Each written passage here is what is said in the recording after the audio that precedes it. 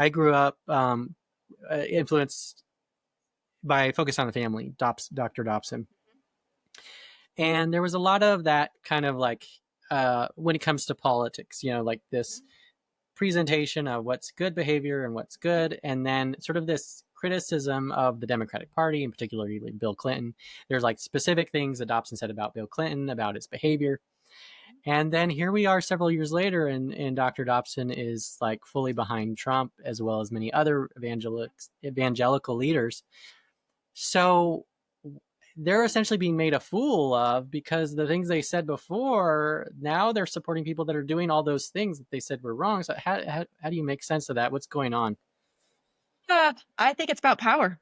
I'm not a expert at this, but with my background, I think that many of these people are used to authoritarian leaders in their life anyway. So whether it's an authoritarian pastor, toxic mentor, whatever, like we're used to making excuses for bad leaders. So I think you've got that part going on.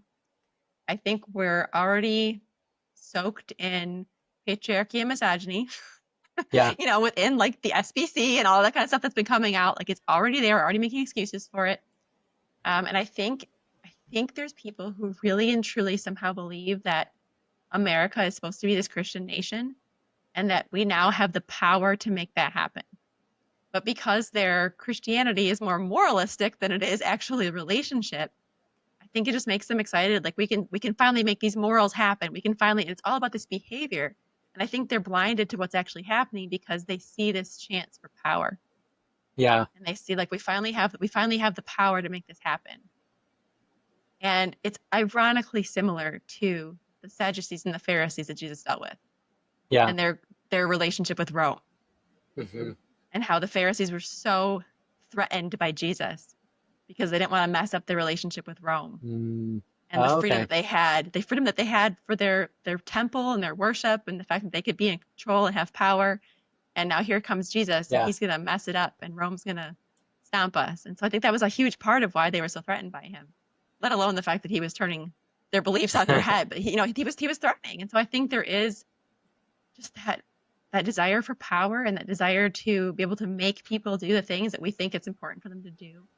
And yeah, I think So it's just opportunistic. Like they see it as a chance.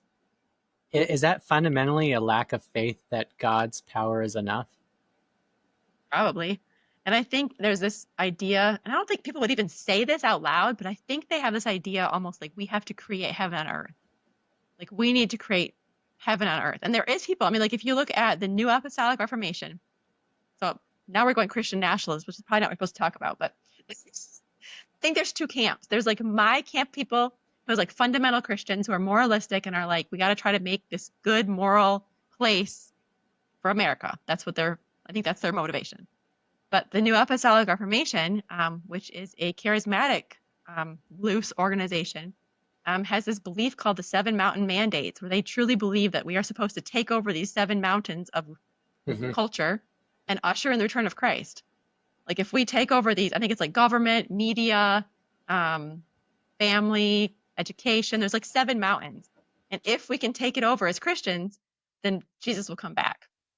So you've got like almost like dual, like weird evangelical beliefs right now that are like competing for wanting this power. We want this power because they think something good is going to come of it, instead of recognizing that it's not the way we do things in the kingdom of heaven.